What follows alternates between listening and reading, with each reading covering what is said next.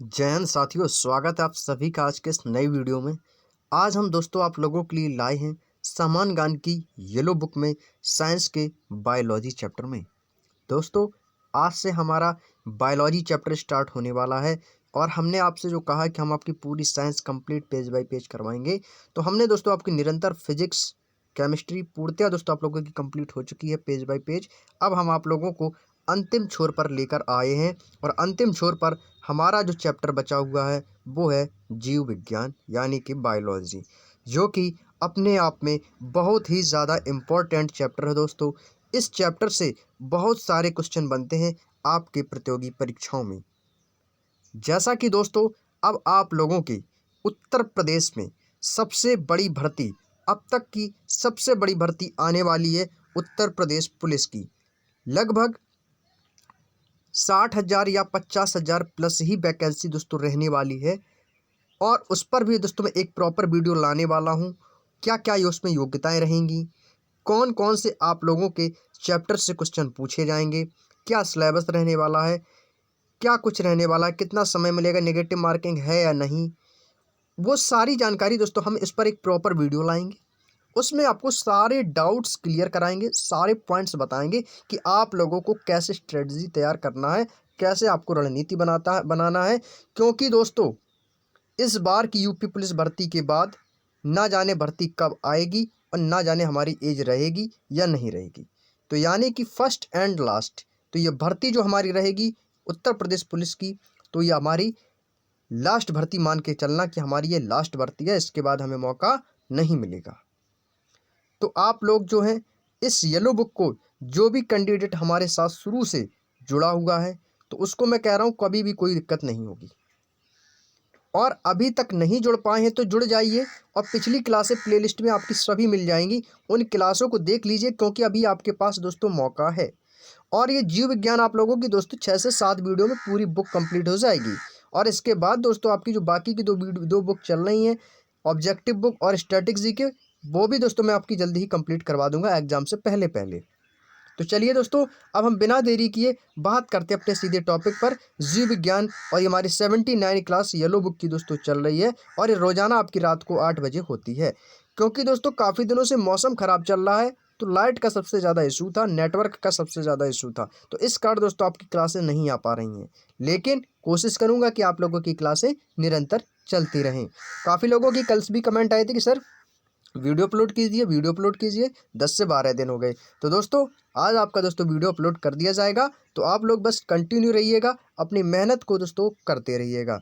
चलिए दोस्तों बात करते हैं अपने टॉपिक पर। जैसा कि दोस्तों आप लोगों ने देखा अपनी मोबाइल की स्क्रीन पर आ गया है दोस्तों जीव विज्ञान बायोलॉजी, और हम आप लोगों से फिजिक्स केमिस्ट्री की तो चर्चा कर ही चुके हैं। तो सबसे पहले जाएंगे जीव विज्ञान के बारे में कि जीव विज्ञान होता क्या है, जीव विज्ञान कहते किसे हैं। जीव विज्ञान यानी कि दोस्तों वह शाखा जिसके अंतर्गत हम जीव जंतुओं का या दोस्तों जीवधारियों का अध्ययन करते हैं, उससे हम दोस्तों क्या कहते हैं, उससे हम जीव विज्ञान कहते हैं। क्लियर। यानी कि दोस्तों जिस शाखा के अंतर्गत हम जीवधारियों का अध्ययन करते हैं उसे दोस्तों हम जीव विज्ञान कहते हैं। क्लियर। चलिए अगला पॉइंट है, लेमार्क एवं ट्रेविनेरस ने नामक वैज्ञानिक थे जिन्होंने दोस्तों सर्वप्रथम 1801 ईस्वी में जीव विज्ञान शब्द का प्रयोग किया था। पहले पता नहीं होता था कि ये जो जीवधारी है ये क्या है और जीव विज्ञान क्या है। तो दोस्तों दो वैज्ञानिक थे लेमार्क और ट्रेविनेरस, जिन्होंने दोस्तों 1801 ईस्वी में जीव विज्ञान शब्द का प्रयोग किया था और बताया कि विज्ञान वह शाखा है जिसके अंतर्गत हम जीवधारियों का अध्ययन करते हैं, कीड़े मकोड़ों का अध्ययन करते हैं, उसे हम जीव विज्ञान कहते हैं। यदि बात की जाए कि जीव विज्ञान के पितामह कौन है, फादर ऑफ बायोलॉजी और फादर ऑफ जूलॉजी, यानी कि दोस्तों जूलॉजी क्या होता है, जंतु विज्ञान, और फादर ऑफ बायोलॉजी क्या होता है, जीव विज्ञान, और फादर ऑफ बॉटनी, बॉटनी यानी कि दोस्तों वनस्पति, जो आशय कि आपका दोस्तों पेड़ पौधे वगैरह इनका अध्ययन करना क्या कहलाता है, वनस्पति विज्ञान कहलाता है। तो दोस्तों जीव विज्ञान के हम जनक भी कह सकते हैं या जीव विज्ञान के फादर ऑफ बायोलॉजी भी कह सकते हैं। तो अरस्तु को दोस्तों जीव विज्ञान का जनक कहा गया है। किसे कहा गया दोस्तों, अरस्तु को कहा गया है जीव विज्ञान के जनक या पितामह है। और जंतु विज्ञान का जनक किसे कहा जाता है, फादर ऑफ जूलॉजी, इसी इन्हीं को ही कहा जाता है, अरस्तु को ही। आपसे एग्जामिनर जब भी पूछे कि बताइएगा जंतु विज्ञान का जनक किसे कहा जाता है, तो अरस्तू को ही कहा जाता है। और जीव विज्ञान के जनक किसे कहा जाता है, ये भी दोस्तों अरस्तू को ही कहा जाता है। तो अरस्तू दोस्तों father of biology and father of zoology दोनों ही हैं। लेकिन थियोफ्रेस्टस को दोस्तों वनस्पति विज्ञान का जनक कहा जाता है। याद रखिएगा, वनस्पति विज्ञान के जनक कौन है, थियोफ्रेस्टस। क्लियर। चलिए अगला है, अरस्तु ने 384 से 322 BC ईसा पूर्व सर्वप्रथम पौधों एवं जंतुओं के विभिन्न पक्षों के विषय में अपने विचार प्रस्तुत करे। चलिए अगला पॉइंट है, अगला पॉइंट यहाँ से आपका जो कि सबसे ज़्यादा इम्पोर्टेंट है, जहाँ से एग्जामिनर दोस्तों आपसे हमेशा क्वेश्चन पूछता आया है और पूछता रहेगा।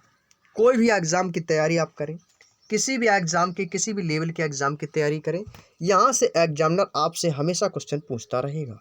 और आप लोगों को भी यह पॉइंट पता ही होंगे। जैसे कि जीव विज्ञान की शाखाएं, इसको दोस्तों जीव विज्ञान की शाखाएं में हम इसमें आप लोगों को 3 चीज़ें बताएंगे कि किस शाखा में किसका अध्ययन किया जाता है।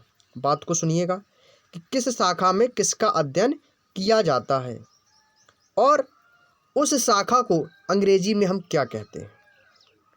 ठीक है, जैसे कि जंतु विज्ञान, हमने आपको क्या बताया था, जंतु विज्ञान को इंग्लिश में क्या कहते हैं, जूलॉजी। अच्छा ये बताइएगा जू मीन्स क्या होता है, चिड़ियाघर होता है ना। तो चिड़ियाघर में हमें क्या देखने को मिलते हैं, जीव जंतु देखने को मिलते हैं कि नहीं। तो जूलॉजी का मतलब क्या होता है दोस्तों, जंतु विज्ञान। यानी कि इसमें किसका अध्ययन किया जाता है, तो विभिन्न प्रकार के जीवित एवं मृत यानी कि दोस्तों मरे हुए जंतुओं का अध्ययन किया जाता है। जो हमारे जानवर लुप्त हो चुके हैं, जैसे कि एग्जाम्पल के लिए ले सकते हैं डायनासोर्स, लुप्त हो गए हैं, जंतु हैं। और जो जीवित हैं, हाथी घोड़ा कोई भी जंतु ले लीजिए आप, इनके बारे में हम जब भी अध्ययन करते हैं उसको हम जंतु विज्ञान कहते हैं।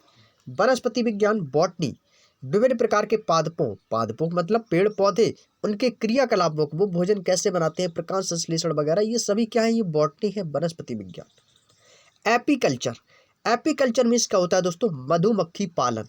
जो मधुमक्खी पालन का अध्ययन होता है वो दोस्तों क्या कहलाता है, एपीकल्चर कहलाता है। और याद रखिएगा इंपॉर्टेंट है, एग्जाम में आ चुका है, इंपॉर्टेंट लगा लेगा, एग्जाम का आया हुआ प्रश्न है। विटीकल्चर, विटी को बनाएंगे दोस्तों, विटी से बनाएंगे वाइन। और वाइन किससे बनती है दोस्तों, अंगूर से बनती है। तो याद करने की ट्रिक आपको ऐसे ही याद हो जाएगी।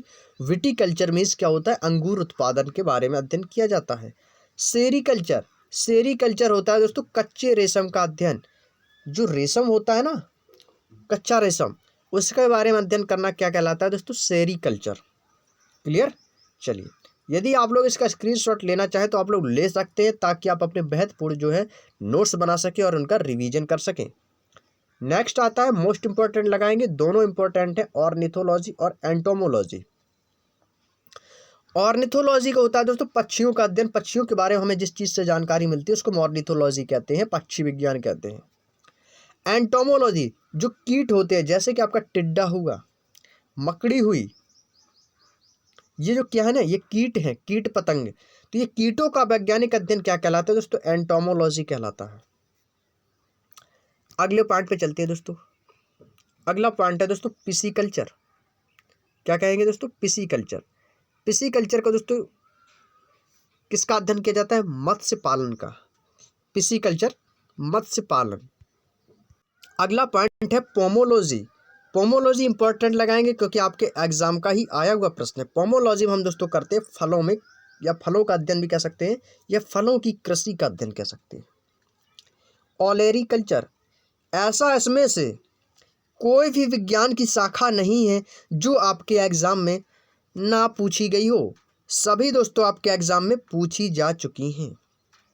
ओलेरीकल्चर में दोस्तों हम सब्जियों के बारे में अध्ययन करते हैं। एंथोलॉजी, एंथोलॉजी जिसमें दोस्तों पुष्प, फूलों का अध्ययन करते हैं, फूलों के बारे में हमें जानकारी प्राप्त होती है, वो हम बोलते हैं एंथोलॉजी।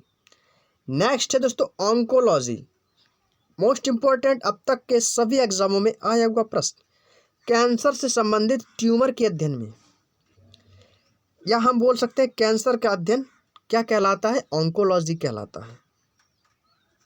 हॉर्टिकल्चर, हॉर्टिकल्चर दोस्तों उद्यान, जो हमारे उद्यान होते हैं नेशनल पार्क, राष्ट्रीय उद्यान, तो वो आपके क्या कहलाते हैं, उनका अध्ययन के बारे में हॉर्टिकल्चर। इक्थियोलॉजी, इक्थियोलॉजी हम दोस्तों मछलियों का अध्ययन करते हैं, मछलियों की प्रजातियों के बारे में जानते हैं, मछलियों के कितने प्रकार होते हैं, कौन कौन सी मछली होती है उनके बारे में हम जानकारी लेते हैं, उनको हम बोलते हैं इक्थियोलॉजी। अगला आता है कवक, कवकों का अध्ययन, ये कहलाता है दोस्तों माइकोलॉजी। क्या कहलाता है दोस्तों, कवकों का अध्ययन माइकोलॉजी कहलाता है। और शैवाल, आपने कवक और शैवाल तो सुने होंगे, शैवाल को दोस्तों बोलते हैं फाइकोलॉजी। ये देखो दिया भी गया इसमें फाइकोलॉजी, माइकोलॉजी एंड फाइकोलॉजी, कवकों का अध्ययन और शैवालों का अध्ययन।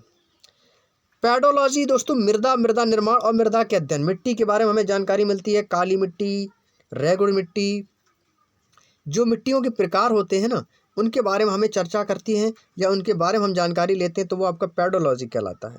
मर्मिकोलॉजी होता है दोस्तों चींटियों का अध्ययन, चींटियों का अध्ययन मर्मिकोलॉजी, चींटियों के बारे में हमें पता पड़ता है। ट्रोमेटोलॉजी घाव का अध्ययन। और आपको बता दें कि चींटी में कौन सा अम्ल पाया जाता है, ये मैंने आपको बताया था, चींटी और बिच्छू में, चींटी और बिच्छू में कौन सा एसिड पाया जाता है ये आपको केमिस्ट्री में बताया था आज की ठीक इसके पिछली वीडियो में। फार्मिक अम्ल, फार्मिक अम्ल पाया जाता है चींटी और बिच्छू में। क्लियर, तो यहाँ तक कि आप लोगों को बातें समझ में आ चुकी होंगी, तो एक बार स्क्रीनशॉट ले लेंगे सभी प्यारे दोस्त इसका फटाफट, इसके बाद आगे बढ़ते हैं। चलिए अगला पॉइंट है, अरस्तु को आधुनिक वर्गीकरण का पिता कहा जाता है दोस्तों। क्या कहा जाता है, अरस्तु को आधुनिक वर्गीकरण का पिता कहा जाता है। एग्जामिनर क्वेश्चन कैसे करता है सुनिएगा, कि आधुनिक वर्गीकरण का पितामह किसे कहा जाता है, तो आपको जवाब देना होगा अरस्तु को। क्लियर। नेक्स्ट, जीवधारियों को 5 जगत वर्गीकरण व्हिटेकर द्वारा सन 1969 में प्रस्तुत किया गया था। एग्जामिनर क्वेश्चन करेगा जीवधारियों के कितने वर्गीकरण किए गए थे, तो आपको बताना है 5। किसके द्वारा किए गए थे, व्हिटेकर के द्वारा। कब किए गए थे, 1969 में। यदि आपको ये सन याद नहीं रहती है तो व्हिटेकर का नाम जरूर याद रखिएगा, 5 जगत का वर्गीकरण याद रखिएगा बस। नेक्स्ट आता कि कौन कौन से 5 जगतों का वर्गीकरण किया गया था, याद रखिएगा मोनेरा, प्रोटिस्टा, पादप, कवक। कितने हो गए दोस्तों, 4। और जंतु, ये 5 दोस्तों ऐसे वर्गीकरण हैं जिनको दोस्तों व्हिटेकर ने सन 1969 में इनको वर्गीकृत किया था। अगला बात आती है दोस्तों मोनेरा की। मोनेरा क्या होता है दोस्तों, आपने प्रोकैरियोटिक यूकैरियोटिक के बारे में नाम तो सुना ही होगा 10th और 12th की क्लास में। मोनेरा दोस्तों सभी प्रोकैरियोटिक जीव, जैसे कि आपका जीवाणु हुआ, साइनोबैक्टीरिया हुआ और बैक्टीरियाज हुए, ये सम्मिलित किए जाते हैं, उसको दोस्तों हम बोलते हैं मोनेरा संघ के जंतु। प्रोटिस्टा क्या होता है, इसमें दोस्तों एक कोशिकीय जीव होते हैं, जैसे कि जलीय यूकैरियोटिक जीव एवं पादप एवं जंतु के बीच स्थित युगलीना इस जगत में दोस्तों सम्मिलित किए जाते हैं, इनको हम दोस्तों बोलते हैं एक कोशिकीय जीव प्रोटिस्टा। पादप क्या होता है, पादप में दोस्तों हम क्या बोलते हैं, इसको प्लांट बोलते हैं, पेड़ पौधे। इनमें दोस्तों सभी रंगीन बहुकोशिकीय प्रकाश संश्लेषी जीव आते हैं, जैसे कि आपका शैवाल हुआ, मॉस हुआ, पुष्पीय अपुष्पीय बीजीय पौधे, ये सभी आपके प्लांट के अंतर्गत आते हैं, पादप के। एनिमल, जंतु में दोस्तों सभी यूकैरियोटिक बहुकोशिकीय और जंतु भोजी उपभोक्ता एक दूसरे पर आश्रित जीव सम्मिलित हैं। कृमि हुआ, सितारा हुआ, फीता कृमि इसको हम भी बोल सकते हैं, मछली, पक्षी, स्तनधारी और आपके सरीसृप, ये सारे जितने भी जीव जंतु हैं ये सभी आपके जंतु के अंतर्गत आते हैं। चलिए एक क्वेश्चन एग्जामिनर ने पूछा था दोस्तों, व्हेल क्या है, सेम क्वेश्चन पूछा था, व्हेल क्या है, तो इसका राइट आंसर है दोस्तों स्तनधारी जीव। क्या है दोस्तों, स्तनधारी जीव है व्हेल। अगला पॉइंट, कवक में यूकैरियोटिक तथा परपोषित जीवधारी सम्मिलित हैं। इसकी कोशिका भित्ति काइटिन नामक जटिल शर्करा की बनी होती है। दोस्तों आपको यहाँ से क्वेश्चन पता चला होगा कि कवक जो होता है उसमें यूकैरियोटिक और परपोषित जीवधारी तो सम्मिलित होते ही हैं, लेकिन कवक की जो कोशिका भित्ति होती है वो किसकी बनी होती है, तो वो एक काइटिन की बनी होती है, जो कि बहुत ही जटिल शर्करा से बनी होती है, काइटिन। कैरोलस लिनियस नामक वैज्ञानिक ने सन 1753 में जीवों के द्विनाम पद्धति को प्रचलित किया था। एग्जामिनर हमेशा घुमा के क्वेश्चन पूछता है कि द्विनाम पद्धति के बारे में किसने बताया या किसने खोज की या किसने द्विनाम पद्धति के बारे में प्रचलन किया? तो आप हमेशा याद रखिएगा कैरोलस लीनियस ने द्विनाम पद्धति की चर्चा की या द्विनाम पद्धति के बारे में बताया या द्विनाम पद्धति की खोज की। और कब? 1753 में। अगला आता है कि फादर ऑफ टैक्सोनॉमी। टैक्सोनॉमी यानी कि दोस्तों कैरोलस लीनियस को, टैक्सोनॉमी मीन्स होता है दोस्तों वर्गीकी या वर्गीकरण, तो कैरोलस लीनियस को दोस्तों वर्गीकी का जन्मदाता कहा जाता है, फादर ऑफ टैक्सोनॉमी। अब बात करते हैं दोस्तों कुछ जीवधारियों के नाम हैं, वैज्ञानिक नाम, जो कि आप लोगों को हम पिछली क्लासों से ही बताते आ रहे हैं कि मनुष्य को वैज्ञानिक नाम क्या है। आम का, केंचुए का, मेंढक, मक्खी, धान, गेहूं, बाजरा, ये जितने भी दोस्तों आपके ये नाम हैं, चाहे आपके जीव हों, जंतु हों, खाद्य पदार्थ हों, उनके दोस्तों हम वैज्ञानिक नाम के बारे में चर्चा करने वाले हैं। दोस्तों आप लोगों से मैं बस इतना ही कहना चाहूँगा कि ये हमारी दोस्तों बायोलॉजी की फर्स्ट क्लास है, तो आप लोग शुरू से कंप्लीट जरूर देखिएगा, तभी आपको सारी बातें समझ में आएंगी। हम भले ही दोस्तों बेशक थोड़ा पढ़ें, पर हमें उस चीज़ के बारे में बिल्कुल सटीक जानकारी होनी चाहिए। मुझे पता है कि आप लोगों को ये क्वेश्चंस जो है पहले से ही आते हैं, इसमें कुछ ज़्यादा डीपली बताने को नहीं है, लेकिन दोस्तों हमारे कुछ कैंडिडेट्स नए भी होंगे जो अभी हाल ही 12th करके आए होंगे, वो भी इस क्लास में होंगे, तो उनको भी दोस्तों ये बातें सारी समझ में आनी चाहिए, इसलिए थोड़ा दोस्तों डीपली पढ़ रहे हैं। लेकिन कोई दिक्कत नहीं, फर्स्ट वीडियो है, आगे जैसे जैसे बढ़ते जाएंगे वैसे वैसे आपका लेवल भी इंक्रीज होता चला जाएगा। और बात मैं यही कहना चाहूँगा दोस्तों, यदि आपको हमारी वीडियो पसंद आती हैं तो आप प्लीज़ दोस्तों वीडियो को लाइक ज़रूर कर दीजिएगा। देखिए दोस्तों, आज हमारी जो डेट कितनी हो गई है, आज हो गई दोस्तों 1 जुलाई। कितनी होगी दोस्तों? 1 जुलाई हो गई है। और मैंने आप लोगों से क्या कहा था कि 30 जून तक, कितने दोस्तों? 30 जून तक इस teaching with Anand Chauhan family को आप लोगों को 3000 फैमिली तक लेके जाना है, लेकिन आप लोग लाने में असमर्थ रहे। आप लोगों ने केवल और केवल अभी तक दोस्तों 2800 लोगों तक ही आप लोगों ने इसे पहुंचा पाया है, यानी कि आप लोगों का बैकलॉग कितना रहा है? 200। आप लोगों ने 200 लोगों को कम जोड़ा है, इस कारण दोस्तों हमारे 3000 सब्सक्राइबर अभी तक कंप्लीट नहीं हो पाए। तो दोस्तों आप लोग प्लीज़ सपोर्ट कीजिएगा। मैं आप लोगों से कुछ ज़्यादा नहीं मांगूंगा, केवल एक लाइक, एक शेयर, एक कमेंट और दोस्तों एक सब्सक्राइबर ही मांगूंगा। तो आप लोग जो भी कॉम्पिटिटिव एग्ज़ाम की प्रिपरेशन कर रहे हैं, जो भी प्यारे भाई बहन दोस्त, तो उनको इस वीडियो को शेयर कीजिएगा, बताइएगा, और इस चैनल को सब्सक्राइब, ज़्यादा से ज़्यादा लोगों को इस वीडियो के लिंक को शेयर कीजिएगा और ज़्यादा से ज़्यादा लोगों को जोड़िएगा। ये आपका ही परिवार है दोस्तों, आप इसे आगे तक लेके जाएंगे। आप भी इस परिवार के सदस्य हैं, तो आप भी इसको लेके जाइए और इस फैमिली को दोस्तों 3000 की फैमिली लेकर करना है। तो क्या आप लोग ये 200 सब्सक्राइबर क्या दोस्तों अब ये पूरे 1 जुलाई तक में नहीं कर पाएंगे? एक मैं आपको पूरा मंथ दे दे रहा हूँ, पूरा 31 दिनों का, आज से लेकर 31 जुलाई तक। क्या आप इसे 3000 की फैमिली नहीं कर पाएंगे? कर सकते हैं ना? तो प्लीज़ दोस्तों सपोर्ट जरूर कीजिएगा। चलिए बात करते हैं दोस्तों मनुष्य। मनुष्य का वैज्ञानिक नाम क्या है दोस्तों? सभी को पता है, इसमें ऐसा कोई भी कैंडिडेट नहीं होगा जिसे पता ना हो। क्या कहते हैं उसको? होमो सैपियंस बोलते हैं। क्या कहते हैं? Homo sapiens. आम, आम का वैज्ञानिक नाम क्या होता है दोस्तों? सभी को पता होगा, मैंजीफेरा इंडिका। मैंजी को बनाएंगे मैंगो, तो आप बता सकते हैं आम का वैज्ञानिक नाम क्या है? Mangifera indica. चना, चना का है दोस्तों सीसर एर्टिनम, सीसर एर्टिनम। ये दोस्तों चना जिसको बोलते हैं ग्राम, इसका वैज्ञानिक नाम है। मेढक, मेढक का दोस्तों वैज्ञानिक नाम है राना टिग्रीना। क्या नाम है दोस्तों? राना टिग्रीना। मक्खी, जिसको दोस्तों हाउस फ्लाई बोलते हैं, जो घरों में दोस्तों भिनभिनाती रहती है, उसको बोलते हैं दोस्तों मस्का डोमेस्टिका। मस्का डोमेस्टिका, मस्का को बनाएंगे, मस्का मीन्स मक्खी। धान को दोस्तों बोलते हैं ओराइजा सटाइवा। ओराइजा सटाइवा दोस्तों धान का वैज्ञानिक नाम है। गेहूं, व्हीट, इसका वैज्ञानिक नाम क्या है दोस्तों? Triticum aestivum. क्या नाम है दोस्तों? ट्रिटिकम एस्टिवम, ये आपके गेहूं का वैज्ञानिक नाम है। नेक्स्ट आता है दोस्तों कुत्ता, डॉग, इसका नाम क्या है दोस्तों? कैनिस फैमिलियर्स। आप फैमिलियर से याद रख सकते हैं, कुत्ते जो होते हैं दोस्तों फैमिली डॉग होते हैं, पालतू जानवर होते हैं, लोग इन्हें पालते हैं, फैमिली में रखते हैं, फैमिलियर्स बोलते हैं। तो कैनिस फैमिलियर्स हम भी बोल सकते हैं इसको। क्लियर? चलिए, तो ये थी अभी तक हमने जो चर्चा की, वो थी आपकी दोस्तों जीव विज्ञान के बारे में, जीव विज्ञान की दोस्तों शाखाओं के बारे में, और जीव विज्ञान के बारे में, जीव विज्ञान के पितामह के बारे में। अब यहाँ से हम पढ़ेंगे दोस्तों कोशिका विज्ञान के बारे में, साइटोलॉजी। कोशिका का अध्ययन करना क्या कहलाता है दोस्तों? कोशिका विज्ञान कहलाता है, साइटोलॉजी कहलाता है। क्लियर? जीव विज्ञान की वह शाखा जिसके अंतर्गत हम कोशिका की संरचना एवं क्रियाकलापों का अध्ययन करते हैं उसे हम दोस्तों साइटोलॉजी कहते हैं। बिल्कुल सिंपल सी परिभाषा है, याद रख सकते हो आप लोग।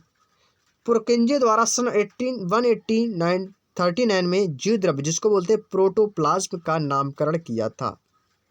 इंग्लिश में प्रोटोप्लाज्म बोलते हैं जीव द्रव्य को। एग्जामिनर पूछता है जीव द्रव्य का नामकरण किसने किया था? तो पुरकिंजे ने किया था। कब किया था? 1839 ईस्वी में पुरकिंजे ने जीव द्रव्य का नामकरण किया या जीव द्रव्य नाम दिया। अगले पॉइंट पे चलते हैं दोस्तों। अगला पॉइंट है हमारा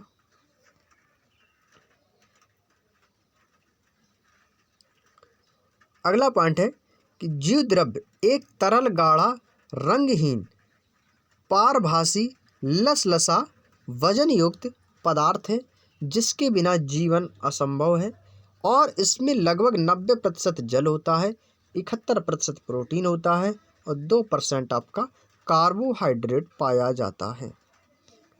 ये आपके कोशिका की बात हो रही है, साइटोलॉजी, कोशिका का अध्ययन।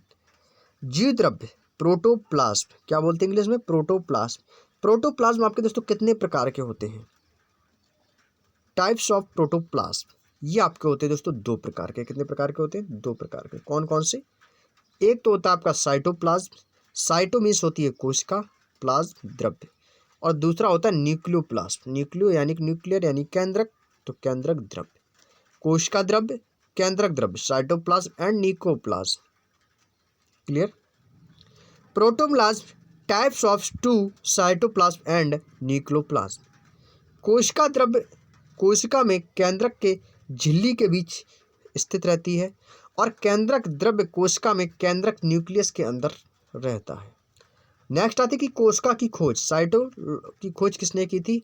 रॉबर्ट हुक ने 1665 ईस्वी में। कोशिका की खोज किसने की थी? रॉबर्ट हुक ने। याद रखिएगा, आपके एग्जाम का आया हुआ प्रश्न है। नेक्स्ट, प्रत्येक जीवधारी की संरचनात्मक एवं क्रियात्मक इकाई को हम दोस्तों कोशिका कहते हैं, यानी कि दोस्तों सेल कहते हैं। एंटोनियो वॉन ल्यूवेनहॉक ने सर्वप्रथम जीवित एवं मुक्त कोशिका की खोज की थी। किसने? एंटोनियो वॉन ल्यूवेनहॉक ने। सबसे बड़ी कोशिका किसकी होती है? ये होती है शुतुरमुर्ग, जिसको बोलते हैं ऑस्ट्रिच एग। शुतुरमुर्ग के अंडे की सबसे बड़ी कोशिका होती है और सबसे बड़ा, संसार का सबसे बड़ा अंडा शुतुरमुर्ग का ही होता है, जिसमें दोस्तों 12 आदमियों के लिए आमलेट बनाया जा सकता है। सेकंड फैक्ट ये है कि शुतुरमुर्ग की टांगें दोस्तों इतनी ताकतवर होती हैं कि वो एक टांग से एक मनुष्य के प्राण ले सकता है। शुतुरमुर्ग सबसे तेज दौड़ने वाला भी पक्षी है। ये शुतुरमुर्ग के बारे में कुछ खासियत थी जिनको मैंने आपके बारे में उसके बारे में बताया। सबसे लंबी कोशिका किसकी है? तो तंत्र की सबसे लंबी कोशिका है। नेक्स्ट है दोस्तों माइकोप्लाज्मा गैलीसेप्टिकम सबसे छोटी कोशिका है। इसको याद रखिएगा, ये दोनों पॉइंट याद रखिए। दोनों मैंने ब्रैकेट में क्लोज कर दिए हैं, इनको रट लीजिएगा, बहुत ही ज़्यादा इंपॉर्टेंट है। एग्जामिनर यहाँ से क्वेश्चन पूछता रहता है। सबसे बड़ी कोशिका तंत्रिका कोशिका, साथ साथ बोलेंगे तो जल्दी याद होगा। सबसे बड़ी कोशिका, सबसे लंबी कोशिका तंत्रिका, लेकिन सबसे बड़ी होती है शुतुरमुर्ग के अंडे की, सबसे लंबी होती है तंत्र की, सबसे छोटी होती है माइकोप्लाज्मा गैलीसेप्टिकम। स्लाइडन एवं स्वान ने सन 1838-39 में कोशिका सिद्धांत का प्रतिपादन किया। एग्जामिनर कभी कभी क्वेश्चन पूछता है कि कोशिका सिद्धांत का प्रतिपादन किसने किया था? स्लाइडन एवं स्वान ने। कब? 1838 और 39 में। कोशिका के अध्ययन को क्या कहते हैं? साइटोलॉजी कहते हैं। स्टार्टिंग में ही बताया था मैंने आपको। कोशिका के कितने प्रकार होते हैं दोस्तों? कोशिका के 2 प्रकार होते हैं। टाइप्स ऑफ सेल, कौन कौन से? प्रोकैरियोटिक सेल, यूकैरियोटिक सेल, ये 2 प्रकार की कोशिकाएं होती हैं।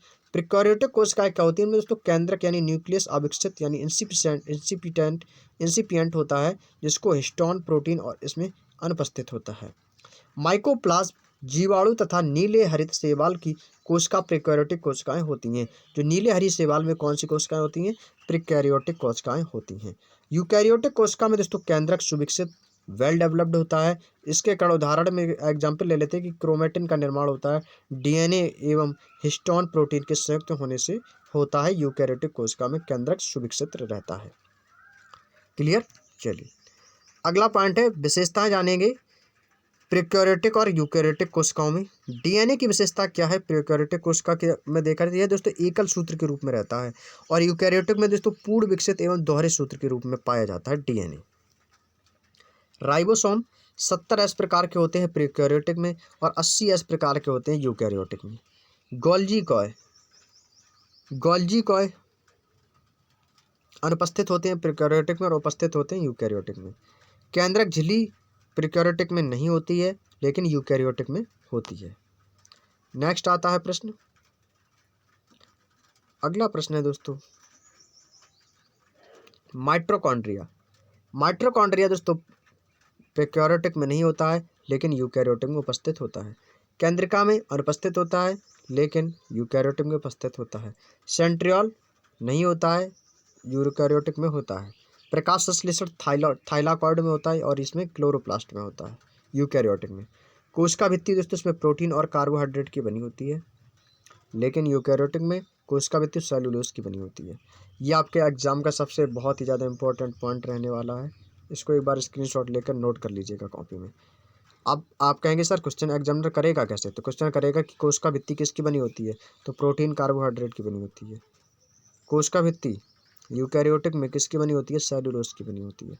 कोशिका पिकाजन अर्धसूत्री प्रकार का होता है और यूकैरियोटिक में दोस्तों अर्धसूत्री या दोस्तों समसूत्री प्रकार का होता है। अगला आता है माइटोकॉन्ड्रिया लाइसोसोम राइबोसोम कोशिका भित्ति गोल्जी काय तारक काय कोशिका झिल्ली लवक अंतःप्रद्रव्य जालिका केंद्रक आदि कोशिका के दोस्तों मुख्य भाग होते हैं। ये दोस्तों कोशिका के सारे जितने भी पॉइंट्स हैं सारे कोशिका के भाग हैं, कोशिका के टाइप्स हैं। वैसे तो दोस्तों कोशिका दो ही प्रकार की होती है, प्रोकैरियोटिक कोशिका और यूकैरियोटिक।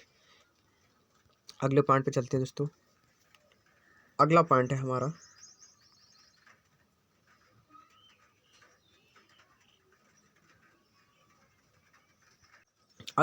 दोस्तों माइटोकॉन्ड्रिया का मुख्य कार्य क्या होता है दोस्तों। इसका मुख्य कार्य जो होता है वो होता है श्वसन क्रिया को संपादित करना। माइटोकॉन्ड्रिया का मुख्य कार्य क्या होता है दोस्तों, श्वसन क्रिया को संपादित करना। नेक्स्ट आता है दोस्तों माइटोकॉन्ड्रिया में वायु की उपस्थिति में भोजन का विखंडन होना और जो ऊर्जा उससे मुक्त होती है वह एटीपी के रूप में संचित रहती है। इसीलिए दोस्तों माइटोकॉन्ड्रिया का कोशिका का पावर हाउस, कोशिका का शक्ति केंद्र कहते हैं। Power house of the cell किसे कहा जाता है, माइटोकॉन्ड्रिया को। मोस्ट इंपॉर्टेंट लगाएंगे एक बार, बहुत ही इंपॉर्टेंट क्वेश्चन है, याद रखना। अगला दोस्तों माइटोकॉन्ड्रिया यूकैरियोटिक कोशिकाओं में पाया जाता है, प्रोकैरियोटिक कोशिकाओं में नहीं पाया जाता है। लाइसोसोम सुसाइड बैग किसे कहते हैं, बैग मीन्स होती है दोस्तों थैली। सुसाइड ऑफ बैग आत्महत्या की थैली किसे कहा जाता है, लाइसोसोम को कहा जाता है, क्योंकि ये दोस्तों कभी कभी अपनी ही कोशिका का पाचन कर कोशिका को नष्ट कर लेते हैं।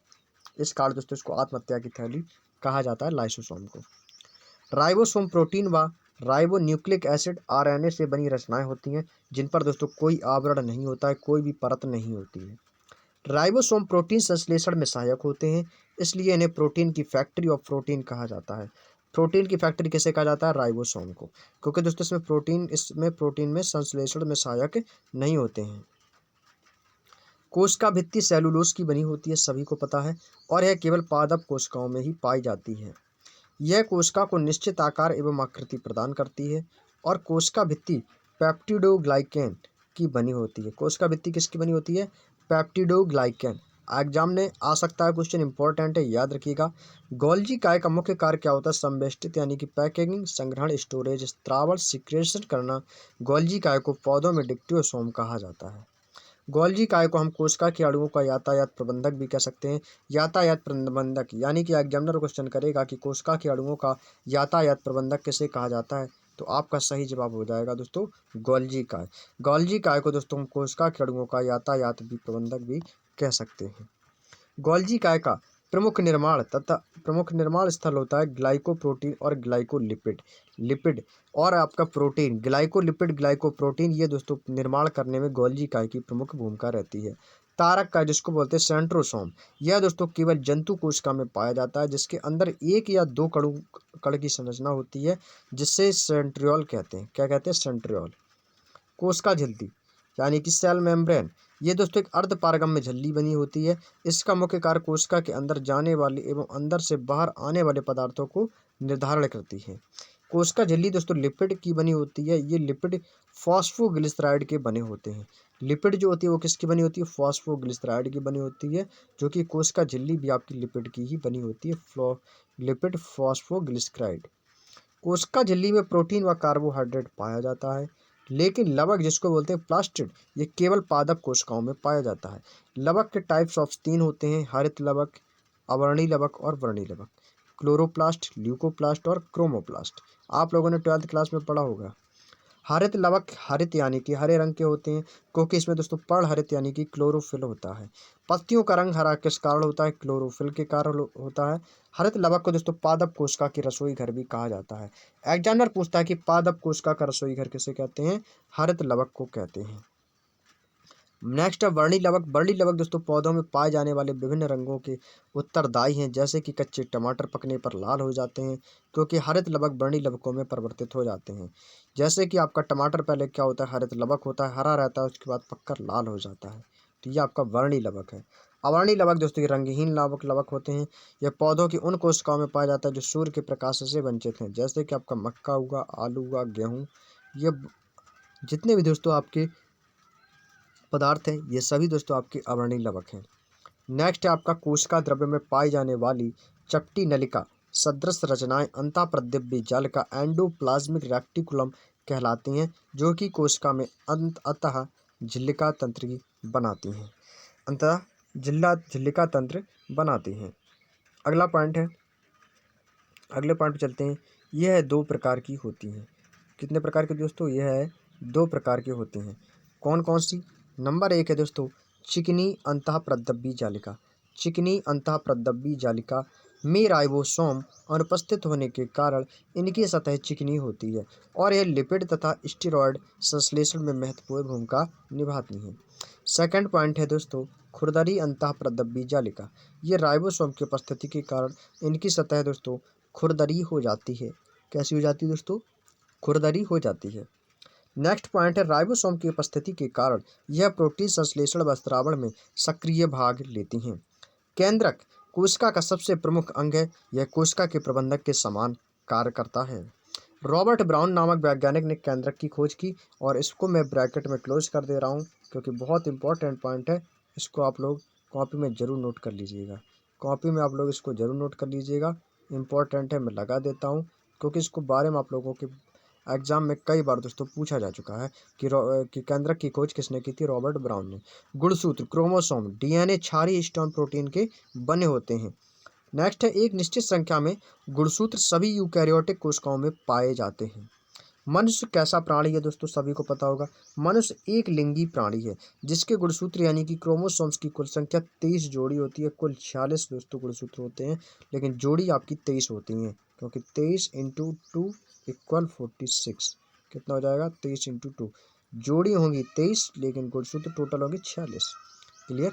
चलिए अगला डीएनए। डीएनए का दोस्तों फुल फॉर्म क्या होता है? डीऑक्सी राइबो न्यूक्लिक अम्ल, डीऑक्सी राइबो न्यूक्लिक एसिड। यह अधिकांश मात्रा में दोस्तों केंद्रक में होता है।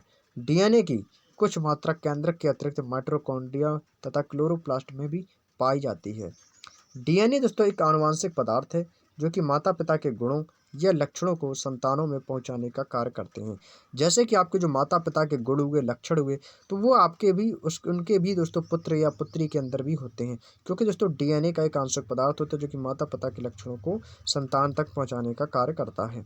इसमें दोस्तों डीऑक्सी राइबो शर्करा होती है और इसमें बेस एडिनिन, ग्वानिन, थाइमिन और साइटोनिन जैसे होते हैं। डीएनए एक कैसी संरचना है दोस्तों? डीएनए एक द्विकुंडलित संरचना है। अब बात आती है आरएनए की। राइबो न्यूक्लिक अम्ल केंद्रक एवं कोशिका द्रव्य दोनों में पाया जाता है। इसमें दोस्तों राइबोस शर्करा पाई जाती है।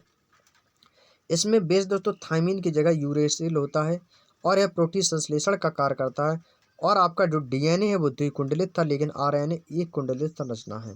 1855 ईस्वी में सर्वप्रथम वर्चों ने कोशिका विभाजन को देखा और कोशिका विभाजन के 3 प्रकार दिए। समसूत्री विभाजन जिसको बोलते हैं मिटोसिस, और एंटीमिटोसिस और मियोसिस। समसूत्री विभाजन, असूत्री विभाजन और असूत्री विभाजन। समसूत्री और असूत्री विभाजन ये दोस्तों आपके क्या हैं? 3 दिए थे। कोशिका के गुणन, वृद्धि, मरम्मत आदि के लिए होता है। असूत्री विभाजन आपके अभिशिक्षित कोशिकाओं में होता है। और मियोसिस आपका प्रजनन अंगों की कोशिका में होता है। बुढ़ापे के लिए दोस्तों कौन जिम्मेदार है? तो कौन सी कोशिका है? एजिंग जेन। एजिंग जेन दोस्तों एक कोशिका होती है जिससे हम बूढ़े हो जाते हैं। एक ना एक दिन तो सभी को बुढ़ापा आने वाला है, तो उसका जिम्मेदार कौन होता है? एजिंग जेन होता है। ये एक विभाजन कोशिका होती है जिससे दोस्तों लोग बूढ़े होते हैं। क्लियर? चलिए अगला पॉइंट है दोस्तों त्वचा। त्वचा सभी के बारे में होता है, स्किन बोलते हैं। त्वचा दोस्तों, त्वचा में वर्णक यानी किस कलर से होता है? हम कैसे पता करते हैं कि ये लड़का गोरा है, यह काला है? तो गोरा काला, इसका क्या मतलब है? किस कारण लोग गोरे काले होते हैं? ये दोस्तों वर्णक होते हैं जो कि आपकी मेलानिन के कारण होते हैं। ये मेलानिन एक पिगमेंट उपस्थित होता है जिससे सामान्य रंग प्रदान करता है। चाहे आप वाइट हो चाहे काले हो, जैसे भी हैं आपका रंग, ये आपका दोस्तों मेलानिन नामक वर्णक के कारण ही आपका रंग ऐसा होता है। तो चलिए दोस्तों, आज की जो क्लास हम यहीं तक रखेंगे और नेक्स्ट डे से हम आप लोगों के लिए नेक्स्ट चैप्टर में हम पढ़ेंगे त्वचा के बारे में। त्वचा के बारे में यहीं से दोस्तों आपके पॉइंट को उठाएंगे और इसके बाद हम आगे बढ़ेंगे मानव शरीर के तंत्र और यकृत के बारे में। तो कल की क्लास में हम बात करेंगे त्वचा के बारे में, स्किन के बारे में। तो आज की जो क्लास में आप लोगों का बायोलॉजी स्टार्ट कर दिया गया है। तो क्लास आप लोगों को कैसी लगी है तो कमेंट बॉक्स में ज़रूर बताइएगा। तो आज की जो क्लास है आप लोगों को कैसी लगी? तो अच्छी लगी तो दोस्तों प्लीज़ दोस्तों वीडियो को लाइक कीजिएगा, अपने दोस्तों में शेयर कीजिएगा। और आगे आने वाले बहुत सारे एग्ज़ाम्स हैं जो कि आपको बहुत ही जल्द देखने को मिलेंगे। तो आप लोग अपनी पढ़ाई को कंटिन्यू करते रहिएगा। और इस बार आने वाली 2024 में आप लोग एक गवर्नमेंट सेक्टर में जॉब ले चुके हैं, ऐसे में आप लोगों के लिए कामना करता हूं। तो चलिए दोस्तों, वीडियो को लाइक कीजिएगा, शेयर कीजिएगा। यदि चैनल पर पहली बार नए हो तो चैनल को दोस्तों सब्सक्राइब करके बेल आइकन को ऑन जरूर कर लें, ताकि दोस्तों आने वाली वीडियोज़ का नोटिफिकेशन आप तक सबसे पहले पहुँचे। तो चलिए दोस्तों, मिलेंगे कल इसी समय रात 8 बजे सिर्फ इसी चैनल पर। तो तब तक के लिए आप सभी दोस्तों का बहुत बहुत धन्यवाद। जय हिंद, जय भारत, वंदे मातरम।